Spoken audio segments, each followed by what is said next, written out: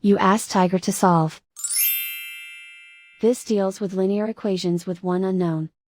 The final result is x equals 1 over 2. Let's solve it step by step. Simplify the expression. Expand the parentheses. Group like terms. Simplify the arithmetic.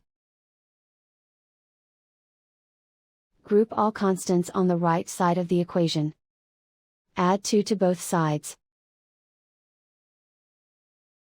Simplify the arithmetic.